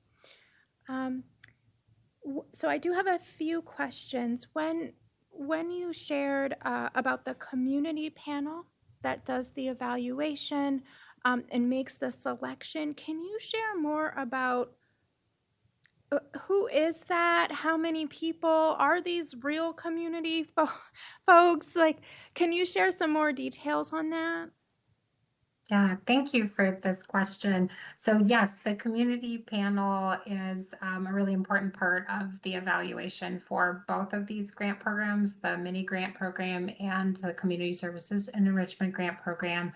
We put out a call each year to both city employees, the commissions and boards, and then to the community at large, asking for interested people to serve as panel reviewers. This past year, I believe, and I can follow up to make sure that this number is correct, I believe we had 28 panel members that reviewed something like 51 applications. And as I mentioned, 48 of the applications were selected for funding. Those community members, they typically are a mix of city staff from across different departments, about half of the 28 from across departments, and then the rest are Rockville residents, some who serve on boards and commissions and some who are just serving as volunteers from the community. We do ask them to make sure that we don't have any conflicts of interest. They're not, for instance, board members of a nonprofit that's asking for funding. We provide a training for them, and then they lead this process. They each do an individual review of every application They come together in panels to discuss those reviews and reach consensus, and then they make recommendations on which grants should be funded. And we make an effort to recruit people who have lived experience in some of these services and backgrounds, as well as people with maybe professional expertise or direct expertise in the services as well. Can you share a bit more on how you are ensuring that the residents that are making the decisions on these grants have the lived experience? Yeah, we Um, can share a copy of the interest form. It actually asks them to identify why do they want to be a volunteer on the panel? Do they have lived experience in one or more of the areas? Do they have a background with professional expertise? So we can certainly share the interest form that asks those questions. And then it's really just a screening. We let people, as they are interested, we want them to volunteer. We let them volunteer, but we just want to make sure that we're screening for like I said, those conflicts of interest to make sure that the panel members are participating in that way. I appreciate that process. I think there are some barriers to engagement that may prevent some folks that have a lot of lived experience to even be able to know about this type of opportunity, especially if they are self-selecting. So I think it's important to just think about equity in that sense. And that would be one area where I would like to just learn a lot more. I won't take up the meeting to do that. But I think being able to just make sure that this opportunity is shared with a broad, diverse amount of people. And it's usually our boards and commissions, the volunteers, they're very, very engaged and will usually be the first to respond. And just making sure that we can also make sure that there is diversity among the lived experience that is shared or provide opportunity. The third question I had, so I see youth and family success. And I also know that, and I saw senior services lower down on one of the continued areas that we're focusing on. And I'm just wondering if we could look at adding seniors to the youth, seniors, and family success. And why I would say this is because I know that seniors are among one of the growing like homeless populations, food insecurity. Also, it's a growing renter population as well. That there's a lot of growing needs among seniors. And when we say family, I'm not sure if that would cover, but I would say since we are calling out youth for a lot of the same reasons, I would also just suggest also calling out seniors, so youth, seniors, and family. And I know that that is an area we are certainly continuing to work on, but just projecting the needs of seniors, it's just a really growing issue that I think that we should further invest in, or at least call out and identify here. My fourth question is, I know in the briefing book we talked about the Urban Institute, the framework that the Urban Institute uses. Can you share some more details on that in terms of mobility and the approach using that? Yes, so this is the Urban Institute's economic mobility, or I'm sorry, upward mobility framework. Is that what you're referring to? Yeah. Sure. Yeah, I can share a little bit more about that in the staff report too. There's a little bit more information about the upward mobility framework. But this is, as you noted, something that was developed through research with the Urban Institute. It's an evidence-based foundation that's identifying strategies that have been shown to support upward mobility and racial equality. The city has been participating in a few different regional efforts that are aiming to align us with the upward mobility framework, including there's been work through the I'm sorry, I'm thinking in acronyms right now, and I usually try to spell those out, but COG and GARE, and maybe someone could jump in and provide the more inclusive, longer definitions of those too. But the upward mobility framework is that evidence-based framework that's trying to identify specific strategies and predictors that are showing upward mobility. Okay. Yeah, I would maybe at a later point would just like to understand how that's being applied to the decision making. I understand generally what it is and the concept, but I'd just like to learn how is it actually being implemented and applied? What are the results that you're getting? How is it influencing the decisions that you're making? Just some more detail on the implementation. And then I noticed that just like one of my colleagues had stated, that I noticed that household stability was being used and then housing stability was being used.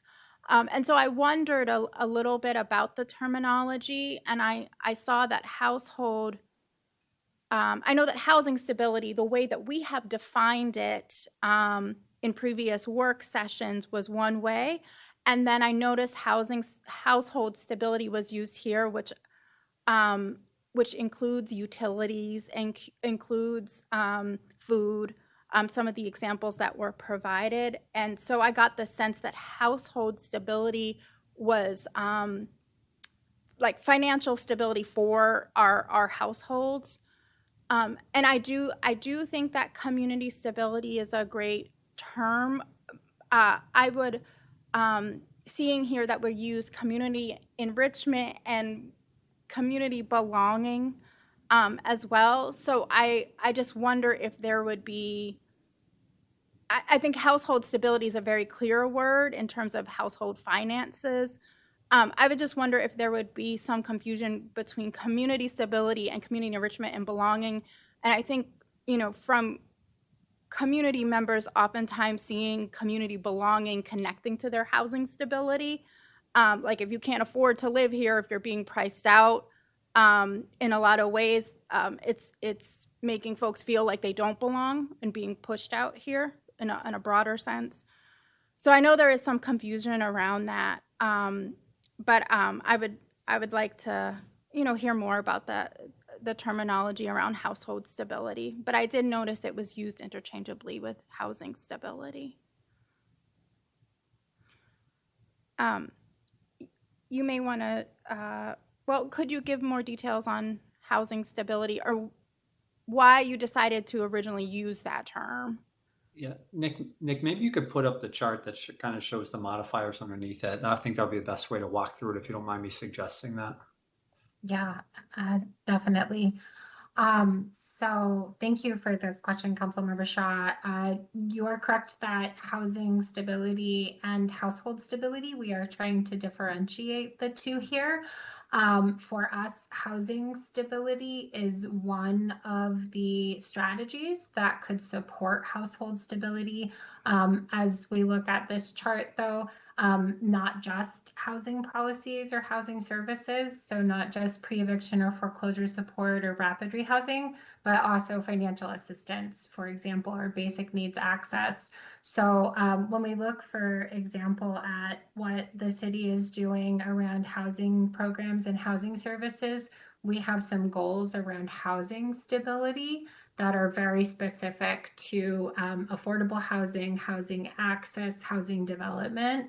And then when we would think about the impact focus area and we think about household stability, I believe when we selected this term, we were trying to look at what our nonprofit organizations are frequently already measuring and what are they connecting to other regional efforts to measure. And so they often measure these financial assistance or basic needs assistance. They often measure it in households and then have some of their own performance measures around household stability. So our hope with this was to align it with what some of our current providers and nonprofit partners are kind of already measuring and reporting on across the region, hoping that that would be more recognizable to them.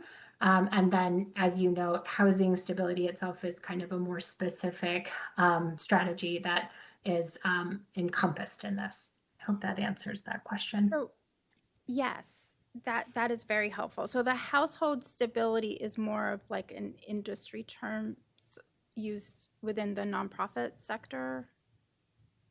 And I wonder if Sarah could comment on this at all. She works a lot with our organizations on identifying those metrics. And as she noted, we're trying to help ensure that what we measure in our grants at the city, wherever possible, it's connecting to things across the region.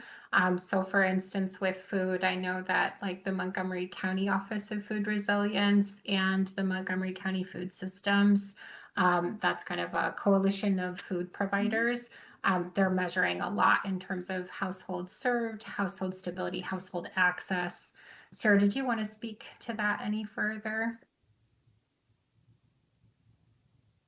No, not really. I think like you covered it, but yeah, I think household stability is like just a word like we use that I think encompasses a lot of these things we've talked about, but I think there is flexibility to maybe be a little bit more encompassing. I don't know. Or as we're hearing, perhaps making sure we definitely define these in our application and help materials. I think that is actually really helpful in this new design to think about our partners and the terminology that they're using, and we're reflecting that in our process. I think that helps to streamline it. So I'm really happy that you are taking some of the terms that our partners are using, and it's reflected here.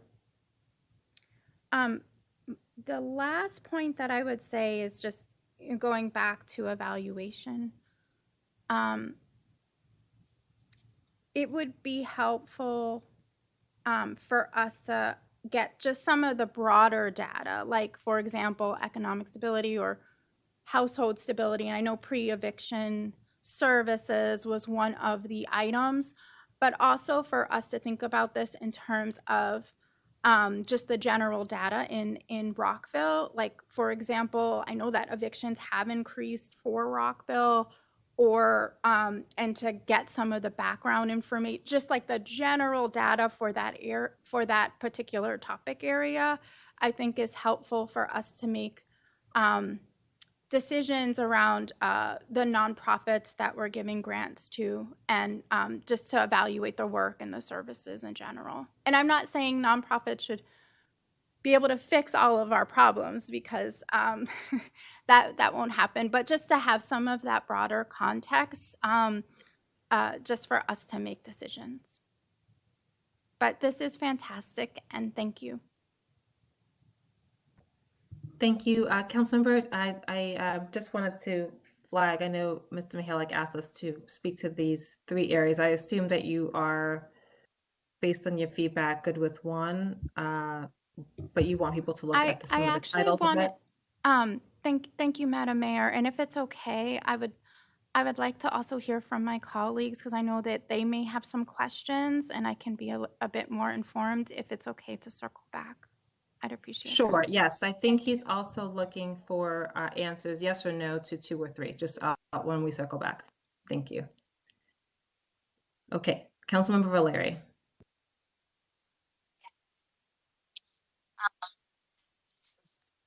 A massive thank you to Ms. Shishka and Ms. Maisel. I know, as somebody working in the nonprofit sector and has only ever worked in the nonprofit sector, exactly how challenging it is.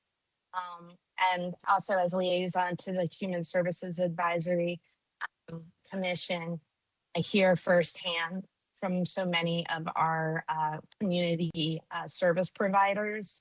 I hear about their challenges and their struggles, and I really appreciate all the work that the two of you do on a daily basis, not only on what you're looking at, what we're looking at here, but as a whole. I think that our nonprofits and yourselves are some of our unsung heroes. So I want to say thank you sincerely. I have a whole lot to ask, to say, to comments. I will hopefully get to these three, but if not, I'm sure Madam Mayor will do like another, like, hey, if you haven't answered the three, go around the horn. I want to first note that I think that this is a significant enough topic that I don't want to preclude forward progress, but I think that it does deserve a second work session. We don't have all of our colleagues here, and one of our colleagues joined a little bit into the discussion. I think that whether we have it as part of our strategic planning session, Mr. City Manager, I think that this is significant enough that we should consider a second work session. I do want to just to Councilmember Shaw's point, yes, household is a term that the nonprofit sector uses, an all-encompassing term when you're looking at different levels of service. You have a community needs, but you have household needs as well.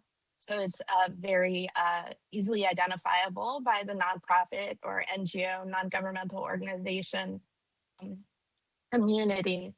Well, on that point, I throw out an idea, and this also goes to something that that actually you said, Ms. Shishka, when you very kindly answered the question again. Maybe we call it community resiliency, because making sure that people have, safe and stable housing, access to health services, access to food, these are things that are kind of essential to resiliency. And resiliency is also part of stability. So I'm just going to throw that out there as an idea. You can run with it or you can ignore me. Either way, I'm all good. But I do like the idea of resiliency and making sure that all of our communities can not only survive but can thrive as well. I'm gonna take it a step back, and not only for all of us here, but for folks watching from home either now or later. Can you share a little bit, how is prioritization determined as of right now? So, when we go into this time period of people applying, how do we do prioritization? How does the community panel review and selection committee, how do they define, the priorities of this program right now? Yeah, thank you for that question. The primary driver of us proposing this program design change is because we do not currently have a way of evaluating prioritization among applications. We do have standard evaluation criteria. And as we noted, we are receiving far more requests than we're able to fund. And it has been a challenge for our community panels to use the current evaluation criteria to prioritize. So we're hoping that by adopting impact focus areas and incorporating those into the evaluation criteria, it will provide a tool for our community panel to be able to look more at applications that align with outcome goals. Yeah. No, thank you. I think that was very helpful. And I think that hopefully that's helpful to my colleagues as well. I want to make sure that, obviously we need focus. Well, we need focus, and we need focus areas, right? When we're identifying the best criteria to evaluate applications and program effectiveness. But I also think that there is a part of it that should also be reflective of the mayor and council priorities, so that, you have kind of set in criteria. But let's say, actually, this is a great example of it. This mayor and council really wanted to step in, provide, protect the community from the decisions of the federal government. Maybe not all, mayor and councils might, want to do that or see it differently, but we obviously want, to support applicants that are filling a gap because of what the federal government has done right now. So I hope that, maybe as part of the community panel review, just in some way taking the discussions that we have, like our strategic priorities, we have those sessions, and maybe in working with Mr. City Manager, working with that to help inform the community panel review, that this is something that the mayor and council also find. These are also priorities as well. I think sometimes that's been the disconnect. I know, at least for me, in that I'm like, well, I thought we were prioritizing this, and then this kind of comes out of nowhere. I'm trying to kind of, thread the needle between, here are our values, these will always be our values, and then, the focus of a particular elected body, and being able to kind of nimble in that way. I appreciate that you're really built in a lot of flexibility into the process, because I think that is a good indicator of a very well designed program, is that you do have that flexibility. I love a lot of stuff that you proposed in this, a lot of things that you've proposed, including, and maybe it's just me, but I really love the, I'm looking for it, sorry, that there was a section in here that would allow for the modest cost of service adjustments subject to available funding. I think that that's fantastic.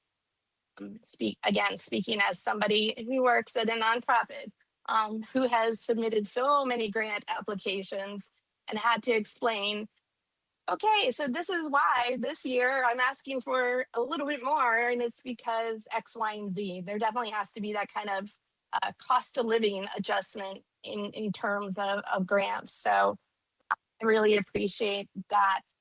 I also want to note, we talked, a lot of folks, a lot of my colleagues have talked about the economic mobility portion of the impact priorities.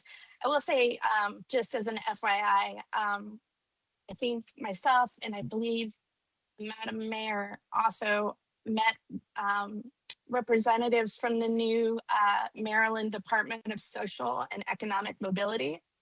I think they're really trying. Yeah, they're some great folks, and I think that they're even closer to the community as well as than a national entity. I think the Urban Institute is fantastic, but I would love to kind of see more, leaning on our state partners for their perspectives and resources. I know it's a brand new cabinet position, so like no pressure, but I think there's an opportunity there to really get some good information. I absolutely love the impact focus areas. At first I was like, oh, well, this is in my mind. I'm like, oh, this is missing. This is missing. This is missing.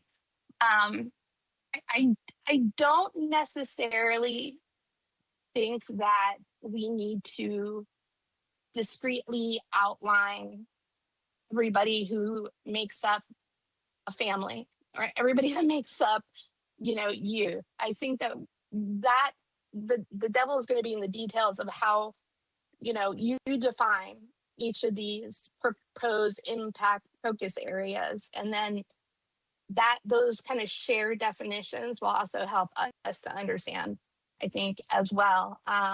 Short of having very distinct definitions, and I totally appreciate the context of the chart. That was really helpful. I think level setting that we see economic mobility as our desire to X, Y, and Z. That'll help, I think, maybe make things a little bit more clear, not only for us, but for the community and for potential grantees. I think I've said this before, but under community service and empowerment grants, if we call it senior services, can we please call it youth services?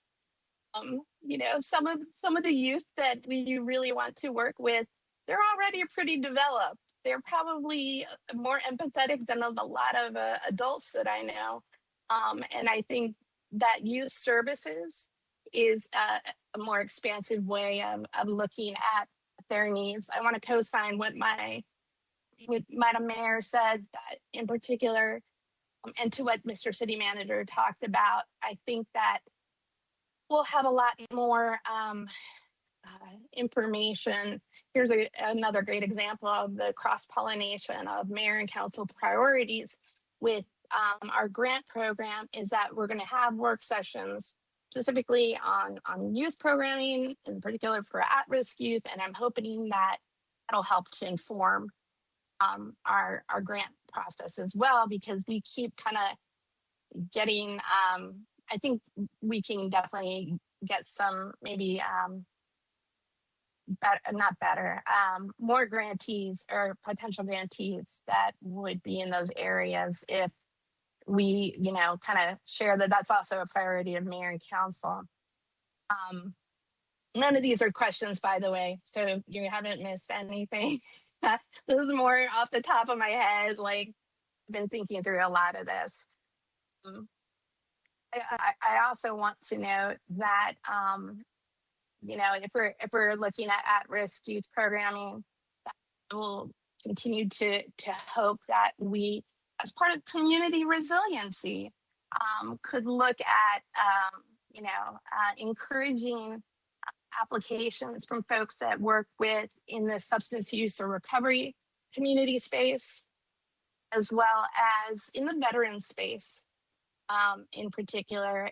And I know that sometimes a lot of people tend to assume, and I also defer to my colleague, Councilmember Dr. Miles, a lot of people seem to think, oh, well, all the veterans go to VA. Well, the VA has cut back on a lot of programs right now too. So I think if there's a way that we can provide help in any way to our veteran community here in the city, I really hope that we do.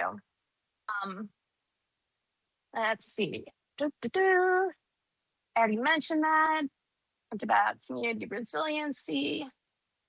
So I will say, I think generally we as a city, and your team in particular, Ms. Shishka and Ms. Mazel, are really good about kind of applying the equity lens, because you all work so closely with risk and marginalized communities. But, you know, maybe it's a good approach for the community panel review if we had, you know, our own internal city equity focus areas. I tend to always look to see, you know, you want programs that serve the city as a whole, absolutely.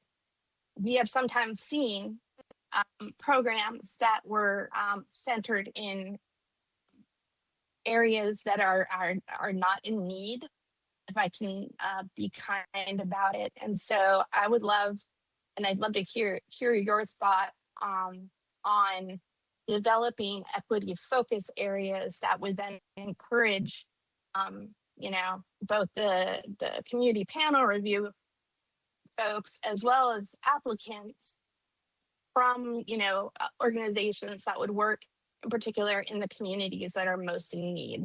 I would love to hear your thoughts on that.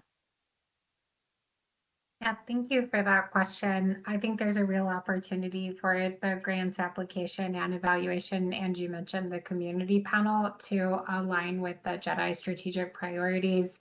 I'm really looking forward to working with the JEDI team on that. Met recently with Jean Booth, of course, looking at what was just adopted and our year one work ahead of us. And I think there's going to be so many opportunities for us to extend that work that we're going to do to adopt the 7 strategic priorities into our departments, into our program, and then into the work that we do through nonprofit partnerships. So I think that that is a real opportunity. Absolutely. And thank you. I'm really looking forward to it because there's so much overlap. So yeah, I absolutely, to go to the questions, absolutely, we need to adopt impact focus areas. We don't have focus areas right now. We need to make it easier for our community panel reviewers to be able to effectively select from pools of applicants. I don't know how else we would do that if we don't have a way for prioritization. So for my colleagues that are not, who have shared already that they kind of want to defer on this, I understand, because at first I was the same way, but now realizing that we have no distinct prioritization matrix, then this is what this would be. So absolutely, I support number 1. I think, I for question number 2, should 1 or 2 be prioritized? I don't know why we wouldn't prioritize all of them, but I guess my answer is 1 or 2 it works. But if these are going to help with prioritization, it would be really hard for me to determine which would be prioritized over others. I don't think that we necessarily need more data on this because we already have decades of data that fall into these categories. I do agree. We have high performing programs. We have some of our grantees who have received grants from the city for over a decade, if not more. And, it does beg the question for me, twofold. Absolutely, if it's a proven program in the city, they should absolutely have a streamlined renewal pathway. Checks and balances, guardrails, of course, change in nonprofit leadership, ongoing site visits.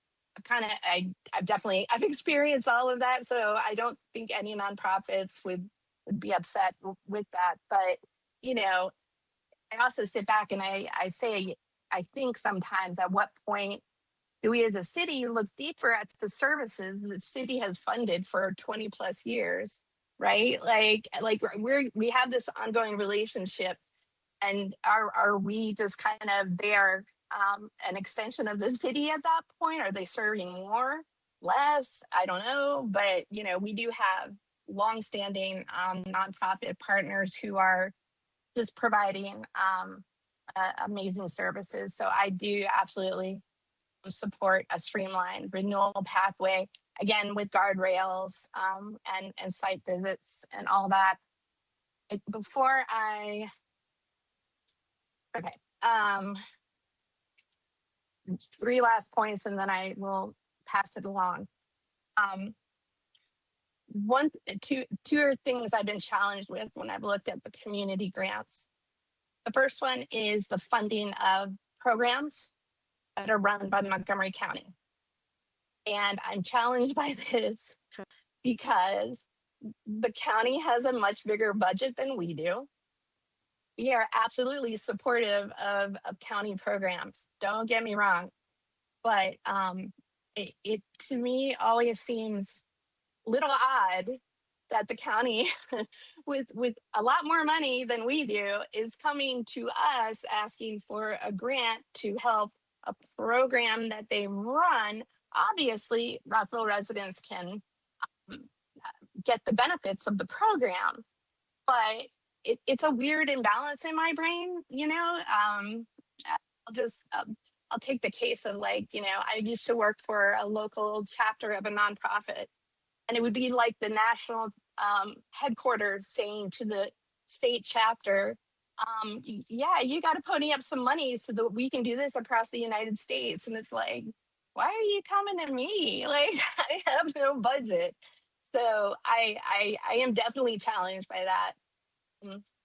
The other thing, and one of my colleagues mentioned this as well, and actually, Ms. Shushka, you mentioned this too. In order to really connect a funding an event opportunity, I really got to see it connect easily to Rockville businesses. I think it's great if people come, you know, to the city for something like the F. Scott Fitzgerald Literary Festival. But where is the direct connection to a Rockville business? I obviously want people to come here and spend their economic dollars and, you know, their businesses. I think we all do. But it's tough if the programs are being held in locations are not easily, Rockville businesses are not easily accessible, and I think can be kind of ignored. You could kind of dip into an event and dip out. So I just wanted to share that that's one of the things that I'm challenged with. Final thing is a question and a comment. I think probably more than anything in the grant process, I've really been challenged by the lack of clarity, at least to me, around grant recipients and the lobbying of the city on policy decisions or potential decisions. I think that in no way, shape, or form does anybody want to eliminate free speech. That is not what I'm saying. I also know that as somebody who has been the grantee, I know that I had guardrails and there were bright lines between what I could and could not do in terms of engagement with the grantor. I think that it is distressing to me. We give essentially a general grant to, you know, ensure that a program continues or an organization continues, and that money then is turned around to lobbyists on a particular policy. I would really, and I appreciate that we have a conflict of interest in terms of the selection committee. I would really like to see some ethical language, maybe from the city attorney office, something around that idea that everybody can do anything they want as a resident of Rockville, as a resident of Montgomery County. I think that the challenge is when you are the head or an employee of a grantee, there are different conditions that do apply. And I would really want to see some bright lines, some guardrails, so that we know that the money that we are investing in the nonprofit is not being invested in lobbying us. And that that's really my point. So I will end there. I would love to hear my colleagues' thoughts on that as well. And really want to thank you all. I know how tough this is, so appreciate it. Thank you. Thank you very much. Dr. Miles. Thank you, Madam Mayor. I want to echo my thanks to the presenters on this. I'll keep it brief after hearing my colleagues' comments, and thank you for those. In terms of answering your questions, question one, yes, I think that the 5 proposed impact focus areas should be adopted. Number two, whether or not any should be prioritized. I'm not necessarily, I think, as was mentioned by a couple of colleagues earlier, I don't think it's necessary to prioritize one or two. I think they are all important. If, however, there was movement among my colleagues, like there was a majority said they wanted to prioritize, I'm biased toward the youth family services and household stability, among others. But again, I think all of them are important. And then third, the streamlined renewal process. Yes, I think, I'd like the caveats that I'll put in there that they must reapply for 2 cycles. I think larger organizations that are more seasoned and polished have oftentimes can be somewhat advantaged in applying for these programs relative to those who are smaller, perhaps with less experience. But I think the guardrails that you all have outlined make sense to me, and I can support that. That's all I have. Thank you. Thank you very much. I am just looking for additional hands. Mr. City Manager, I think we've answered all of your key, majority of answered your key questions. Do you have any follow-up questions for us? I do not. I just want to clarify. So I did hear majority support for the 5 impact focus areas. I heard some interest in prioritization, maybe an ongoing discussion, but not necessarily picking 2 for next year. And I absolutely heard unanimous support for the streamlining of high-performing programs. So I did get the direction we needed. Thank you, Mayor. Thank you. And I see Councilmember Shaw's hand. Thank you, Madam Mayor. I did just want to circle back. We can't hear you, Councilmember Shaw. Can you please come off mute? Can you hear me now? Yes, thank you. Yeah, I did just want to circle back just as a member of the body to share my feedback. And I want to thank my colleagues for the really great questions that they asked. So should the city adopt 5 proposed impact focus areas? Yes. Number 2, which I think was slightly touched on by one of my colleagues surrounding data. Should 1 or 2 of these impact focus areas be prioritized? I still think that we should have data, and that goes back to, if we want to talk about equity, that goes back to the equity process, where we're sharing data to figure out where the gaps are in certain populations to inform our decisions.